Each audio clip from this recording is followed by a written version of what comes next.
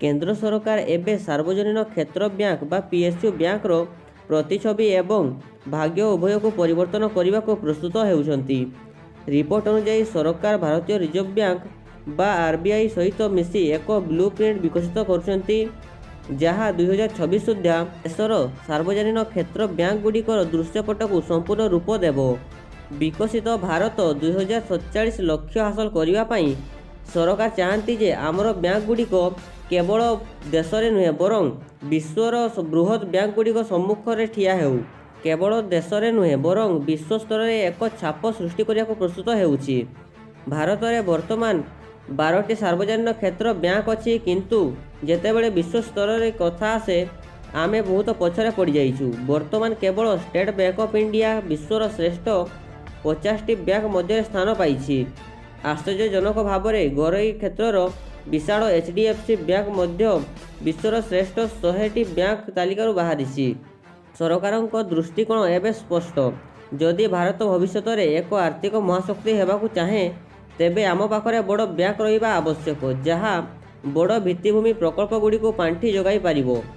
बड़ बैंक गुड़िकर पुंजी अधिक थाए एवं सेमाने विश्व बजार में झटका सहयोग करने को सक्षम थांती।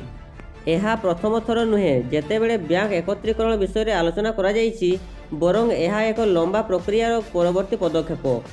आपण माने जानिथिबे जे 2019-20 मेगा मिश्रण देशर सरकारी क्षेत्रर बैंक गुड़िक किपरि परिवर्तन करतिला।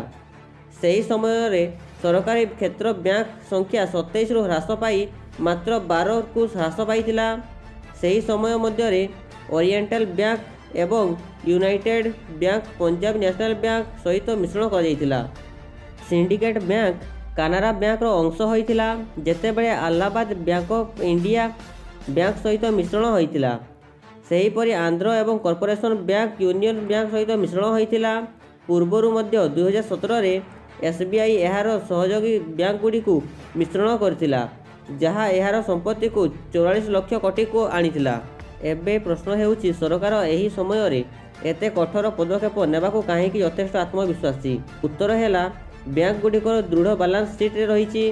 केवल एफवाई 2026 रो प्रथमार्थ रे 12टी सरकारी क्षेत्र बैंक प्राय 93,675 कोटी टंकार विपुल लाभ सृष्टि करथिले। वर्ष शेष सुधा यही संख्या 2 लाख कोटी अतिक्रम करिवो बोली आकलन करा जाउछि।